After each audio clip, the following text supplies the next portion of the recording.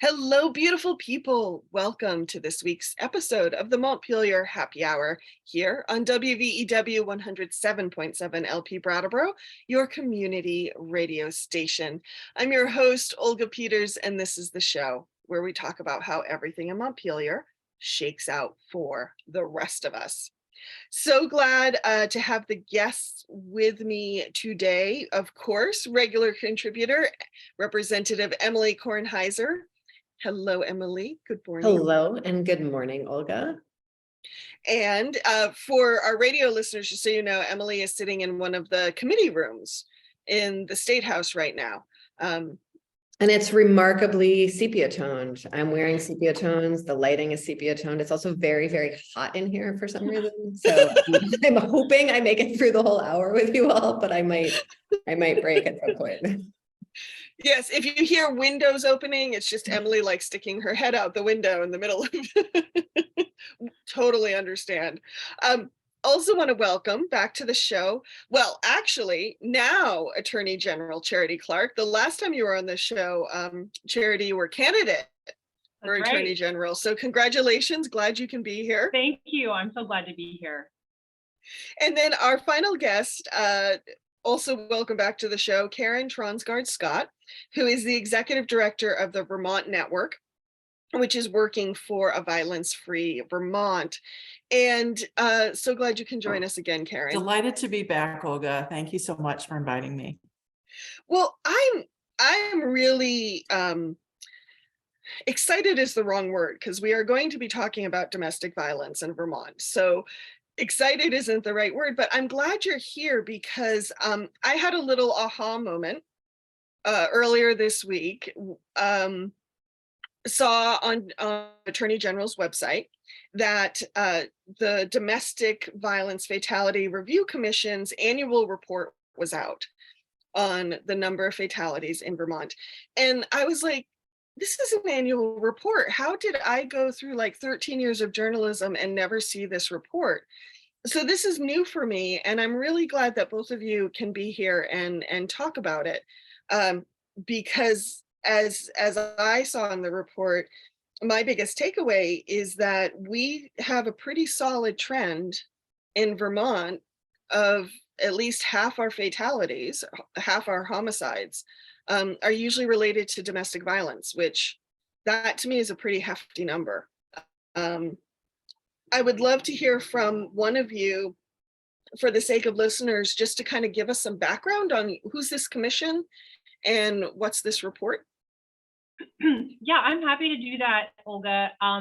So this commission was created by statute. So the legislature created this commission, and essentially what it did was it compiled a group of stakeholders. There are 17 people, and it's really whoever you might think of who would have knowledge and information and interest in this topic. It's prosecutors, law enforcement, domestic violence, nonprofit, a survivor, Department of Health, and a judge. All of these people come together every year. They review the fatalities sent to them by the chief medical examiner that happened, and only closed cases. So an open case isn't reviewed, but the closed cases are sent to the commission. They're reviewed and analyzed, and they identify trends, and then they identify recommendations. And those recommendations and trends are compiled in a report, which I think is really well done, and sent to the governor, the legislature, and others. This commission is housed in the Attorney General's office and chaired by an assistant attorney general in our office who's been doing this work for decades and is really wonderful. One thing that I really like about, just as a kind of summarize, one thing I really like about this model and the way it's been executed is that the recommendations are based on the review, so the actual fatalities. And that means that they're often very specific. So it's not like it's overwhelming. This topic is overwhelming, and it would be easy to be overwhelmed. But because of the way that this is set up, the recommendations are very specific and therefore, in my view, very doable, very achievable. And I think that means their potential to be very effective, this system. So it's over 20 years it's been in the making. Thank you, Charity. Karen, anything you want to add? I wouldn't add anything except for how grateful we are for these 17 people who have done this work year in, year out. They spend an entire year examining these situations, talking to family members and survivors, talking to investigators, and they do such an incredibly thorough job of taking a look at the factors that preceded the homicide and then the results of the homicide. And I agree with AG Clark. The recommendations are absolutely doable, but also they're recommendations, because they come from all these folks who have so much expertise. We can know that these are recommendations, if enacted, will actually have an impact. Thank you. Emily, anything you want to add right now? I just really appreciate that we're having this conversation. I remember, Charity, when you were running for office, you talked about sort of what the difference would be if you were elected. And I feel like this is one of the first big splashes that I've seen you make as AG, and it's calling attention to this like essential part of our society's dysfunction and violence that we don't talk about as much as we should. It, is usually the network and the network partners, and that's who comes on the show to talk about it. And like, we do it, but really to make it clear that this is a societal problem. I really appreciate that. And, over the last year, we've talked on this show a few times off and on about how community violence is framed in the media, among lawmakers, for political gain, and how in Vermont, like even, if you dig deeper, even into some of the headlines, it's like paragraph 6 where you realize that it was intimate partner violence, and not like some random shooting on the street by strangers. And just like how the reset that we need as a community, as a legislative body, to be actually grappling with what is, rather than the stories that we have about it. So thanks you both for coming on the show. If I can add to that, I realized when I was campaigning, especially, that people wanted to talk about public safety a lot, but they weren't even considering domestic violence as a part of that. And I started saying, every time we talk about public safety, I'm going to talk about domestic violence, because that is a huge part of public safety. It's just, it happens behind closed doors. It's an epidemic that's happening behind closed doors. And so we don't give it enough attention, in my view. And the statistic that we have is that there every year are 40,000 victims of domestic and sexual violence in Vermont, which is a humongous number of people. And we should be talking about it every time we talk about public safety. I would appreciate going through some of the statistics in the report, if you don't mind, because one thing I think, or two things that stood out to me after that, the nearly half our homicides are related to domestic violence. The other statistics that stood out to me was just there was a dive into the demographics and like the ages of both victims and perpetrators were like babies to elders, and also how high our numbers were around intimate partner violence, but also within families, violence within families. So would either of you be able to talk to some of those statistics? Go ahead, AG Clark. I was going to defer to Karen, because she had the benefit of being a part of the commission and not on the campaign trail like I was for so much of that year. Well, I'm happy to talk about the data that was included in the report. You are right. The range is huge, because domestic violence is something that happens. It really can happen in any household. It can happen with anyone. And the reality is that as Representative Kornheiser said, domestic violence we find it sitting at the root of so much that's happening in our communities. Not only violence in our communities, but also homelessness, also substance use disorder, also human trafficking, also child abuse and neglect, also I mean, just everything. It's so pervasive. And I think because it's so pervasive, and we're on the cutting edge of really changing how we think about it, it is easy to feel very overwhelmed, as Attorney General Clark said. The other thing that I think is important for us to know is that it is so pervasive in Vermont, but Vermont is not an outlier. It feels like we must have we must have more domestic violence than any place else in the country. We don't. We're quite normal. And what we do have in our homes we have 40% of Vermonters own firearms. And so there's a direct relationship between the presence of a firearm in the home and the risk for homicide. And we see that in more than 50% of domestic violence homicides, a firearm is the weapon that's used to commit the homicide. So I think that's a very important thing for us to understand. We also know that in terms of the data, that there's as Attorney General Clark said, 40,000 Vermonters a year is the estimate.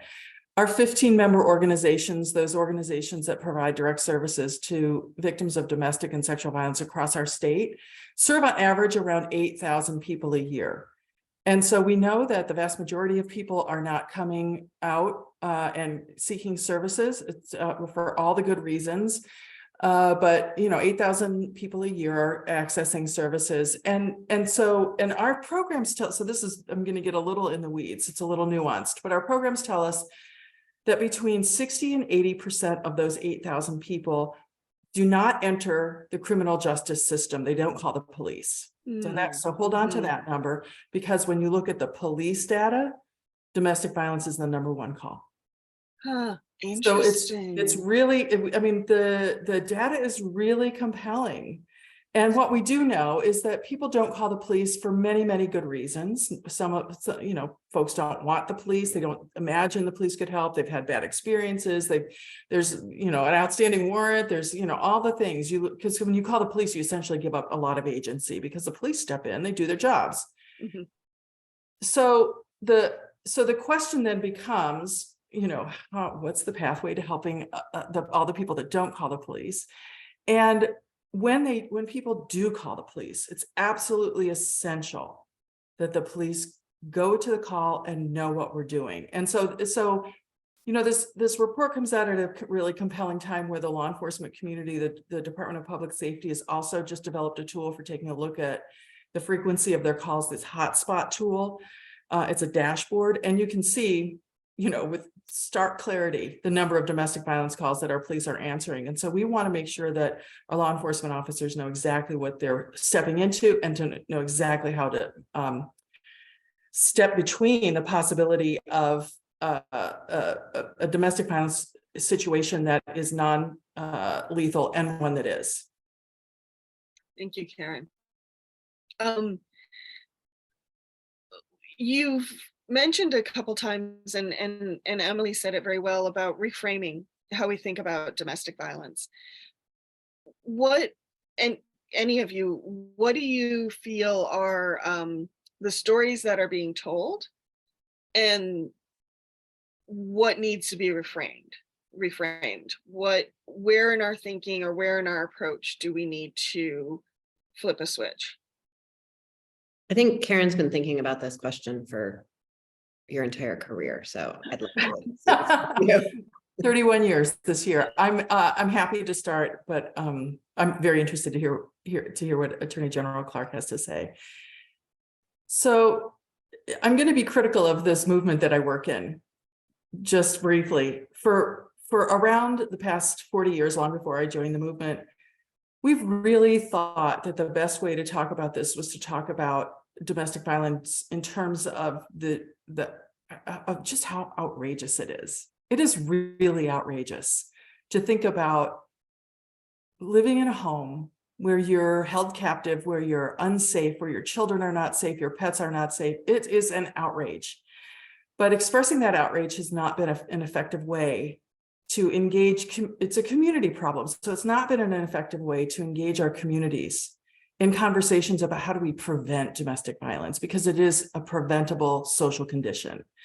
And so the network we've really done a lot of thinking about this and talked to a lot of survivors who let us know that we were presenting just part of the story, just a small fraction of the story. The story is that domestic violence is indeed devastating, and domestic violence homicide is the most devastating. The impact on the families, on the communities, all of that. But also there are incredible stories of hope and resilience out there, of survivors who have left an abusive relationship and gone on to be, to live joyful, complete lives. And there are stories of hope and resilience about the people who cause harm. There are stories about many, many, many people who have been violent and coercive in their relationships who find a different way to deal with all of that and change their behavior. So we're talking about that as well.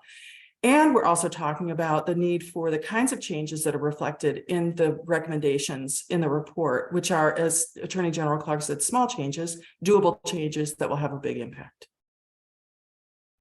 I was going to say it's important when you look at this topic to look at the historical context and think about what was happening even 50 years ago. This was something that was not talked about. You could, in many states, you could legally rape your wife.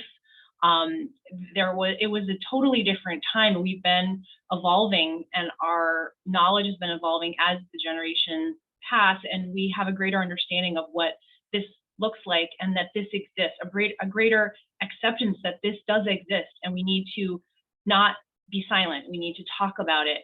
And we've reached also simultaneously, there has been an evolution of criminal justice, as a separate issue. And I think those two things are evolving. These two topics are evolving simultaneously, and it's good for us to be talking about them and this would be a radical conversation 50 years ago for four women to be, a podcast we couldn't imagine, but let's picture us on the radio, the good old fashioned radio, having this conversation. It would be radical for us. And so even the fact that this is a kind of ordinary Wednesday morning for us to be having this conversation is kind of profound. And I think that that's important to keep in mind when you think about the context.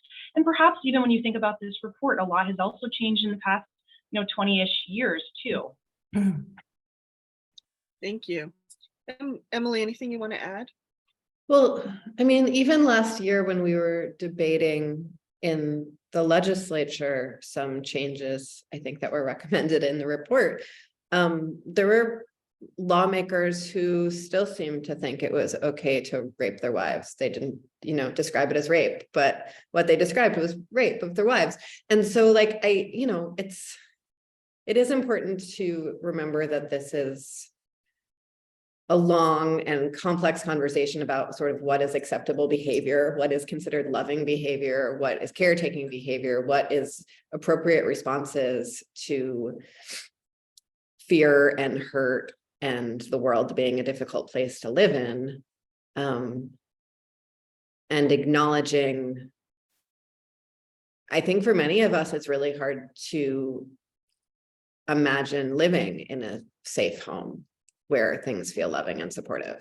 And so I do, Karen, coming up with the outrage, I had the outrage, but, once you start paying attention, there are everyone, people have a million places in their lives where there's little pieces of this or that.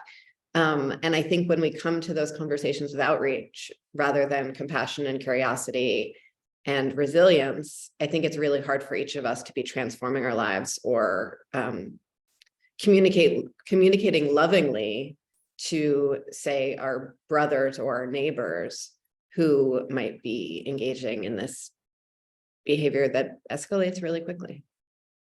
Mm-hmm. Thank you, Emily.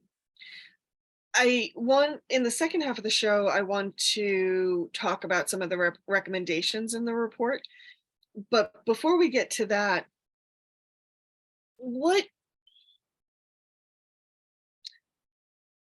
because we are touching on this theme of reframing, is our justice system really set up to effectively deal with domestic violence? At every stage that law enforcement may interact with it? The answer is no. And I'm sure there's a lot more words connected to the no that you two will both add. But I'm really, we're working on some legislation right now about enabling our restorative justice centers to work more deeply with these issues. And I have a lot of concerns about capacity on that. So I'm just, yeah, really excited to hear your responses. Well, I would say that when we talk about this issue, we always want to be thinking of the survivors and what's best for them. And sometimes a law enforcement intervention is not what's best for them. So that's something that we have to keep in mind, and they know what's best. So just having that survivor focused and centered approach is really important. This is a complicated issue. I think we're really fortunate to have on this commission, strong voices from law enforcement who are very engaged and very involved. And I have been lucky enough, Emily, to have visited a pilot program working in the restorative justice model on domestic violence, and felt really inspired, because what we know is that a huge percentage of survivors are still living with their abuser, and the restorative model presents a new way, and in many other areas of crime, an effective way at addressing and resolving a criminal situation like this. And I have a lot of hope that that the restorative justice model can be effective with domestic violence as well.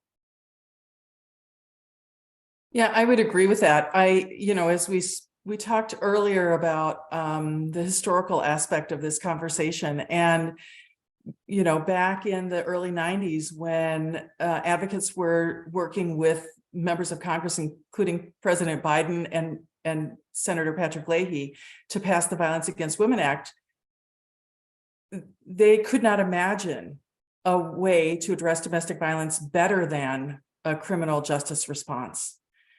And it was the early 90s. It was, and frankly, we didn't listen to a lot of communities that were that were intervening with domestic violence in other ways within the community. Most of those communities were marginalized, Black and Brown communities, Indigenous communities. And so we really missed the opportunity to have a more broad approach to addressing domestic violence that gave survivors a number of options for addressing their violence.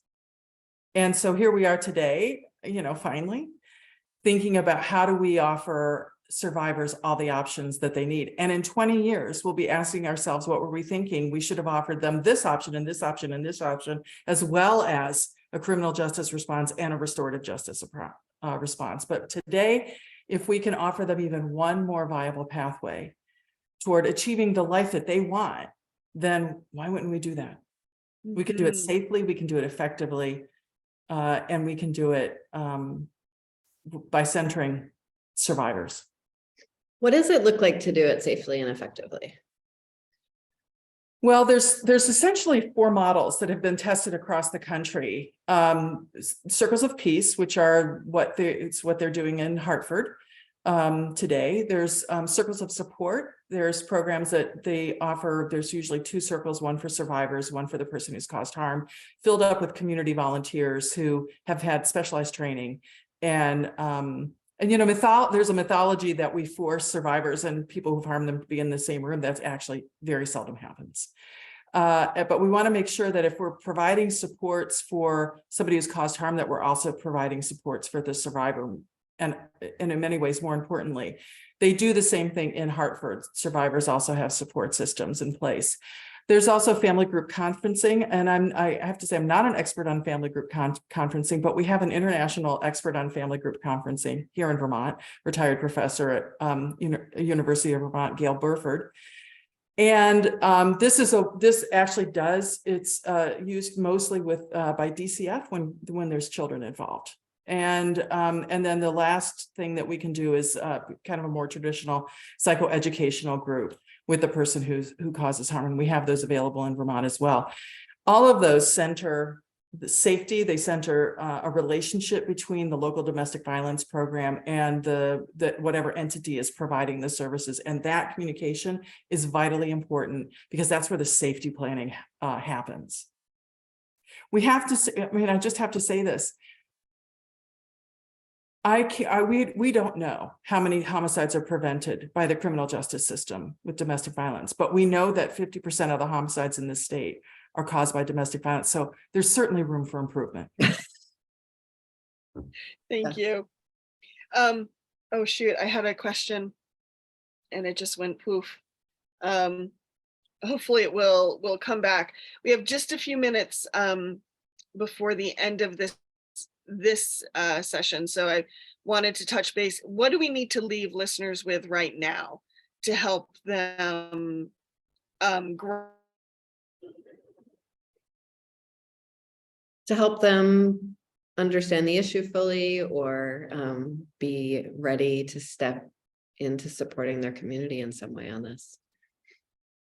Go ahead, AG Clark. You've got this. Well, I think the awareness, if folks are listening to this and like others, they are thinking, wow, I've never heard of this commission. I didn't realize this was such a widespread problem in Vermont. It's wonderful to be educated and to educate yourself, and also know that there are opportunities for you to volunteer, to get more involved and to educate yourself. We have of domestic violence, some information on our website, but I bet the network has tons of resources for you to help you become more educated and more engaged. And also, if you care about these issues, we're about to talk about the specific recommendations that are going to be working their way through the legislature. Contact your legislator and say, you know, this is important to me, and let them know how you feel about this issue that affects so many Vermonters. Thank you. And thank you, Emily, for jumping in there. I guess my internet must have frozen. So thank you. Everyone, stay tuned. The Montpelier Happy Hour on WVEW 107.7 LP Brattleboro will return in a moment. Yes. Welcome back to the second half of the Montpelier Happy Hour here on WVEW 107.7 LP Brattleboro, your community radio station. If you're just joining us, this is the show where we talk about how everything in Montpelier shakes out for the rest of us.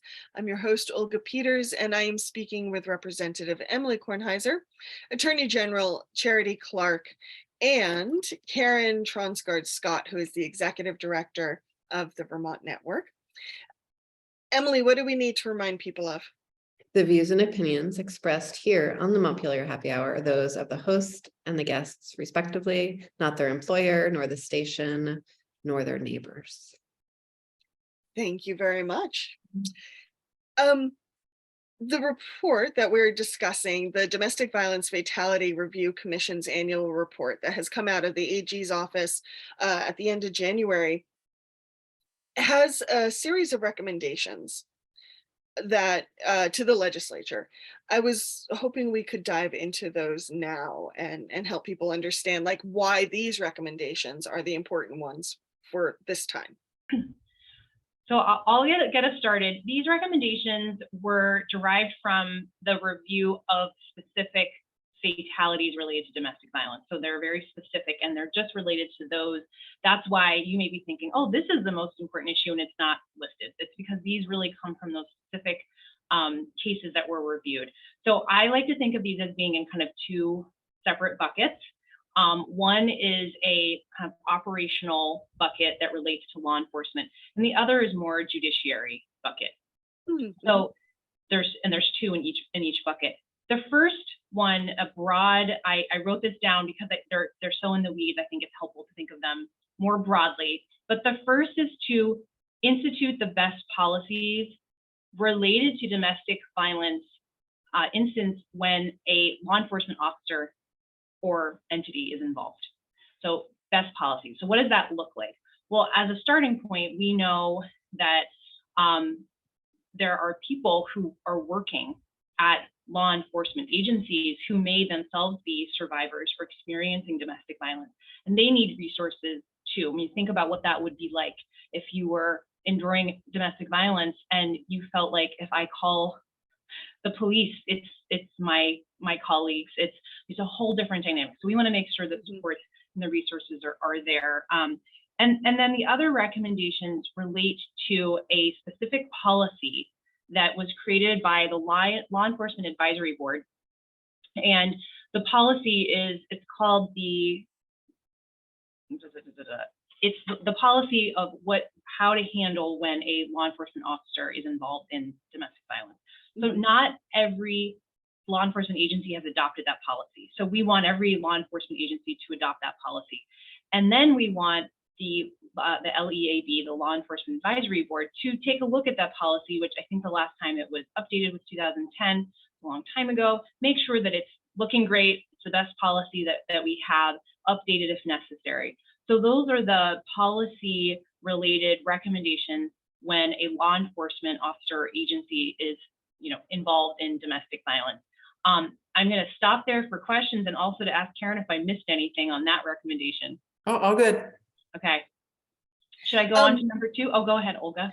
Just a clarifying question. You talk about the policy that you want the law enforcement board to review. Sounds like that's it's been in existence for a while. Yep. Okay. That's right. So the second policy, it relates to the Criminal Justice Council. So as a refresher, it's the Criminal Justice Council that oversees discipline and licensing of law enforcement officers.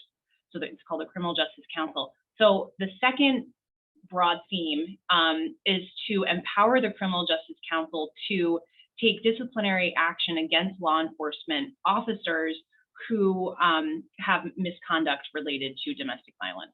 And this really gets in the weeds. But for one thing, we also want data reporting related to that. There's not enough data right now that could drive policy changes or inform the public. So we want them to be collecting more data on the number of complaints, things like that.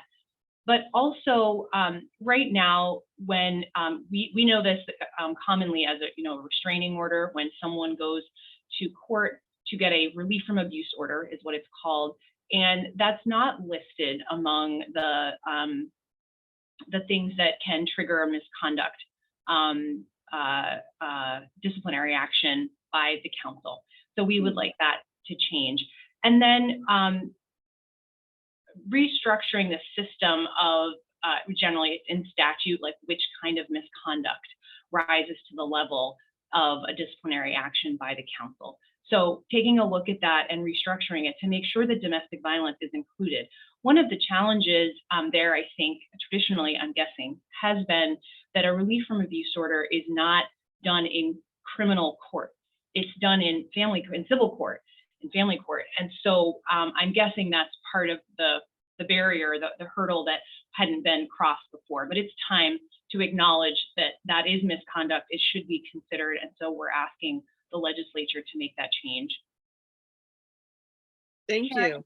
Anything to add on that one? The only thing I would add, I just appreciate the way you explained all of that, Attorney General Clark. It's so clear, even for me. The thing that I guess I would remind folks about is that even though relief from abuse orders are issued by a civil court, we have to understand that the request for relief from abuse order is reviewed by the judge, that there is evidence that's offered, evidence of violence, evidence of fear and threat. And in order to get a final relief from abuse order, you have to prove that there's a reason for it. And so when one is issued, we have to understand that the state has determined that a person is dangerous. Mm-hmm. And I think what I hear you saying, Karen, when you say that is something that perhaps law enforcement hasn't been considering when it's looking at how it disciplines its officers. Is that what I'm hearing? No, no, it's actually not what you're hearing. What you're hearing is that very often people think about protection orders as a he said, she said, and somehow you can get a protection order and people go to court and don't tell the truth about what's happened to them. It's actually a very rigorous process that people are sworn to tell the truth about, and so it's not something that is taken lightly, and a relief from abuse order is not easy to get. Mm-hmm. I do also want to say that as it happens, I am a member of the Vermont Criminal Justice Council, and I sit on the Professional Regulation Committee where these actual situations are considered. And so it's very easy for me to support this recommendation because I have an insider view of what's going on. And I don't think that there is a lack of concern on the part of our law enforcement leaders at all. Nothing could be further from the truth. In fact, it's been my experience. I've been actually really heartened I've been on the council now for almost 2 years. I've been heartened with the way that the members of the council and so about 50% of the council today are law enforcement officers and about 50% are community members. And I have to say that the law enforcement officers are very keenly interested in addressing the needs of people who experience violence in our state. They're very keenly interested in elevating this profession in our state, and they're very keenly interested in reform. I found that too, Karen. I have found the exact thing. Yep. It's not 30 years ago. Right, right. So shall I move on to recommendation number 3? We've done half. The next one relates to a sort of specific circumstance. So when a prosecutor is bringing a charge, there's different options. And what we have found with juveniles who are in the situation of intimate partner violence is that prosecutors would be inclined, based on our current system where we treat juveniles differently from adults, to bring a charge for aggravated assault instead of aggravated domestic assault. And the reason is because one goes to juvenile court and the other goes to regular criminal court. So we want those to be aligned so that when there is a situation where there is domestic violence, all of the other supports and systems and what have you are triggered so that the case is treated as a domestic, which it is, rather than just a regular aggravated assault. So that's just kind of aligning the reality of what's happening in the world with what we know is best, which is to have all of the supports in the system that we traditionally have for domestic violence apply when it is a juvenile. So that's recommendation number 3. I told you we would get into the weeds. We're in the weeds. No, I love it. But I want to clarify, when we talk about juveniles, are we talking about folks under 22, under 25, under 18? In this context, Karen? I think it's under 22. Yeah. I think that's I helpful. don't have it right at my fingertips. Yeah. Yep. That's Yeah, what I think said. that's helpful for listeners who might think that we're talking about 15-year-olds. So Yeah. Okay. Yeah, usually that's what we're talking about. Okay, last one. This is another one where we're adapting to the world of today.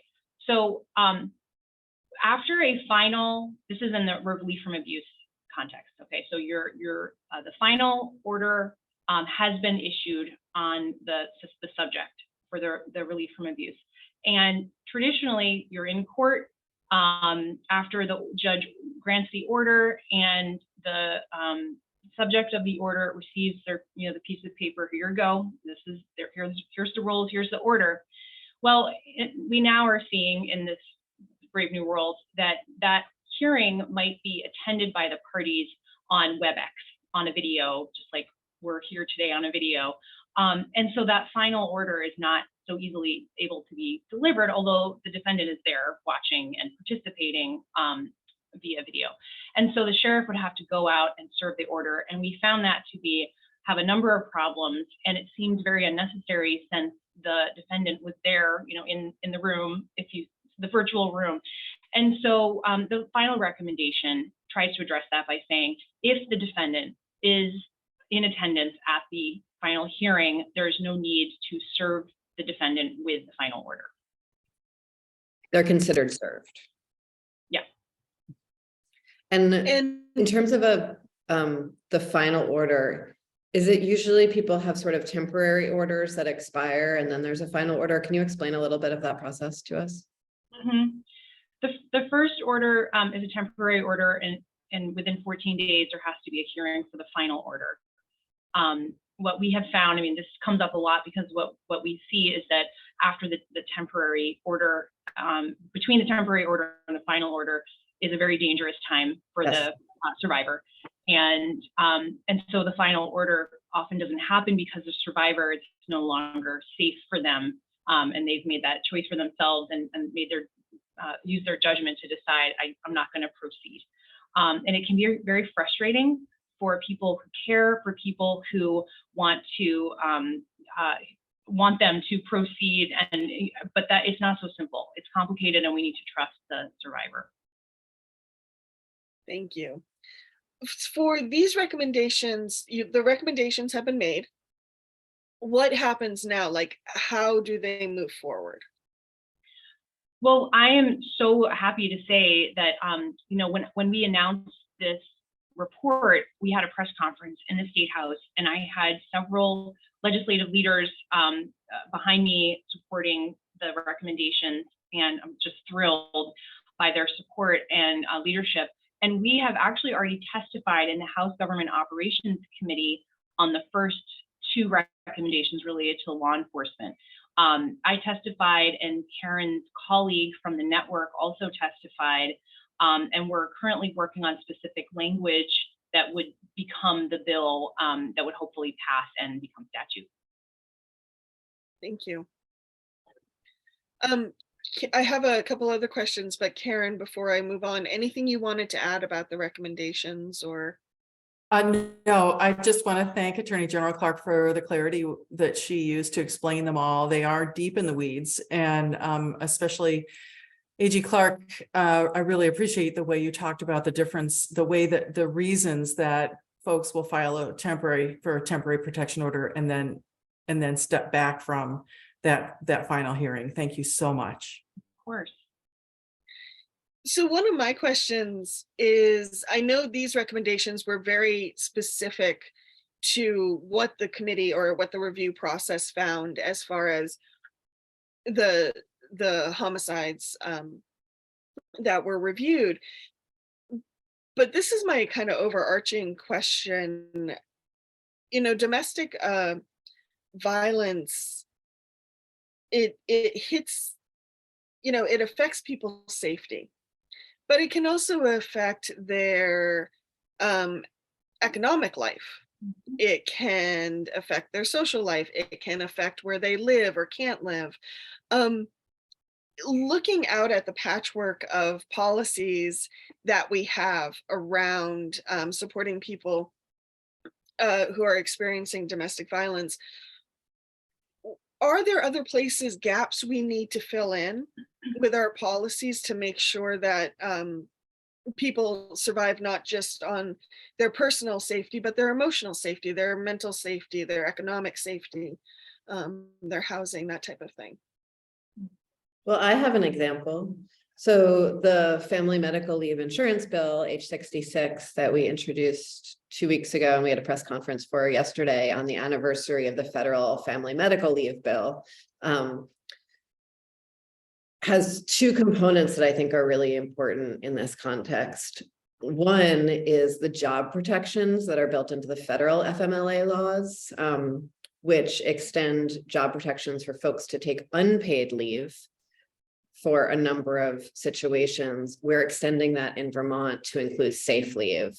So if someone needs to take time off because they're experiencing domestic violence or intimate partner violence, their job would be protected in that case. And then second piece is that we also extend the insurance program in that situation as well. So folks can take paid leave as well for a certain period of time with full wage reimbursement, because it's hard to go to work when your entire life is upended and you're scared. So I think it prevents some of the descent into poverty that can really keep folks in situations or keep folks scared in situations. The other topic that so many have been talking about, and just generally, is housing. It's really a challenge for so many people in Vermont right now. Well, imagine if you were in an unsafe home and you feel it's just not possible for you to find another home that is safe. And there's of course organizations in Vermont that offer safe place on a temporary basis. And I'm sure Karen can probably tell us all about their work. But the housing problem is another problem that, if fixed, is going to have a positive impact on survivors of domestic violence. 100%, 100%. There's a number of bills that are coursing their way through the legislature. In addition to the one that Representative Kornheiser referenced, there's just yesterday a bill that will interrupt the practice by some people who cause harm in their relationships of actually using the court system as a tool for further abuse and coercion. So that just passed out of the House Judiciary yesterday, which is good news. This bill that you referenced, H41, Rep. Kornheiser, is important for us to provide survivors with options around using restorative justice process. There's all the housing bills. There's all the, paid family leave is important to us. There's just many, many things. And then if I could just speak on the federal level, the Fifth Circuit just ruled that there is not a compelling reason for the confiscation of firearms when there's a protection order issued. And so that will be headed, that case will be headed to the Supreme Court, and that's going to have big implications for everybody. We're still, working really hard to make the argument in Vermont that there is a direct relationship, as I said earlier, between the presence of firearms in the home and the likelihood for serious injury or death. And the state, when the state issues a protection order, that's the state of Vermont saying this person is dangerous. We need to be thinking about how to mitigate harm, and the protection order is a tool for doing that. And if we can the way we're looking at this is a temporary removal of firearms related to the issuance of a protection order, then we feel like our families and our communities will be safer. And isn't that what we all want? Can we dig into the firearms piece just for a minute? Because I think sometimes people might imagine that when we're talking about firearms and fatality in the home in these situations, it's about just someone shooting someone else, right? But it's what a gun does in terms of someone feeling afraid and perhaps not taking actions. And then perhaps there's, more direct physical violence like strangulation, but the gun is what keeps someone there being strangled, right? Or someone uses the gun that's in the home for self-protection, and then things go awry and the person loses custody of that, someone else takes the gun. And so I think just sort of firearms capacity for escalation of a situation is an important thing for folks to be thinking about in this context. It's not just sort of the very immediate use. Yeah, it's not my opinion. There's research exactly. This to be true. Yeah. So, we if we follow the research, it leads us to the conclusion that the presence of a firearm is one of the key factors in a resultant homicide. The research, there's a tool called the lethality assessment program, and it's a series of 11 questions that have been deeply researched and validated, and all the things that researchers do, that shows a direct correlation between the presence of a firearm, between a history of strangulation, between threats for killing the victim or suicide. And also, some things you wouldn't think about, things like, are the children in the home stepchildren? Do they belong to the person who's causing the harm, or are they somebody else's children? And when they're stepchildren, there's a higher likelihood of serious harm and homicide. I mean, it's very compelling information, but again, if we just look at the research, the research tells us where we can make small changes that will make huge differences. Emily, something you said we haven't used these terms, but it's important to remember for folks who aren't as familiar with this issue, that domestic violence is all about power and control. And so a firearm is used to exert power and control over the survivor. And in so many cases, it's not actually used to commit homicide. It's used for that other purpose. And it's good, once you are aware of that concept of what domestic violence means and what's driving it, you might see it in other places, like that, super attentive partner who's always picking up their partner after work. That's control. It seems sweet. Actually, maybe there's more to that, and being more aware of those kinds of circumstances. And if I could just add one more thing, since we're on this topic of firearms, I think it's really important for us to understand that the vast majority of Vermont gun owners are safe, careful, would never use the gun for anything other than perhaps self-protection or hunting or things like that. That's not who we're talking about. We're talking about people who have been identified by the state as being really dangerous. And the research tells us that when that really dangerous person has access to a firearm, that the danger level increases exponentially. And A.G. Clark's right. I've talked to hundreds of survivors over the course of my career who talked about all they had to do was lay the gun on the table, and I knew that I needed to stop whatever I was doing, to not complain, to be quiet. And when they lay the gun on the table, all I'm thinking about is, how do I keep my kids from getting killed? Yeah. That's what we're talking about. Thank you. We talked a little bit about firearms. I just want to hammer home, because we've been talking about policy. Are there policies that we still need to put into place to help alleviate this issue around firearms, or are there policies that are in place that maybe aren't being followed? I'd just love to kind of close the loop on that. Well, I will just say safe storage can be an issue in relief from abuse orders, and I'm really pleased that the state police and my office and others really were involved with creating a program that's a partnership between us and local firearms dealers, or federally licensed firearms dealers. There's currently 8 around the state. There's geographic diversity there, so that when a subject of a relief from abuse order has to surrender firearms, they have a place to do it. That those small businesses that are firearms dealers are really the experts on safe storage. So it's really happy, and that just happened. So I highlight it as a policy that I'm really pleased was put in place, and hopefully will help in this area.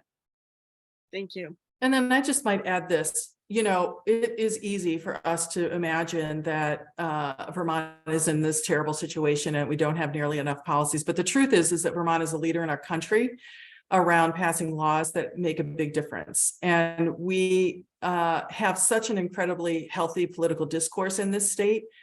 We can find ways to get to an end where there's great hope for the impact of laws on survivors' safety and on their lives, as well as on the lives of people who cause harm. So, the good news is that we're all in conversation with each other. This is not an issue that is unknown to policymakers. It's not an issue that's unknown to folks who work in the criminal justice system. And we're all talking all the time about how do we get to our shared goals. So we have shared goals, which is, in today's political environment, is pretty amazing. And there's all the reasons to hope that we'll continue to do better with this issue. And there's all the reasons for us to hope that we can get this domestic violence homicide rate, frequency rate down. Karen, thank you for that. We are out of time on the Montpelier Happy Hour. I want to thank Attorney General Charity Clark for joining us, as well as Karen Tronsgard-Scott, Executive Director of the Vermont Network. And I forgot at the top of the show to remind folks that you can find us wherever you find your podcasts, as well as thank you to BCTV, who gets our videos up on many PEG stations around Vermont.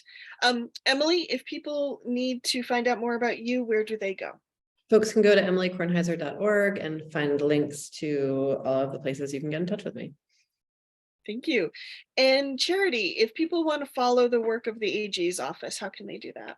Well, we have basic social media channels. I think it's, AG Charity Clark on Instagram, and something similar. No, it might be a little bit different. The best place is to go to our website, and you can find on the bottom there all of our social media channels, and that's ago.vermont.gov. Thank you. And Karen, if people want to follow the work of the Vermont Network, go to our website at www.vtnetwork.org, and also they'll find an interactive map, so that if folks need help, they can find a local domestic violence organization that can give them all the help that they would need.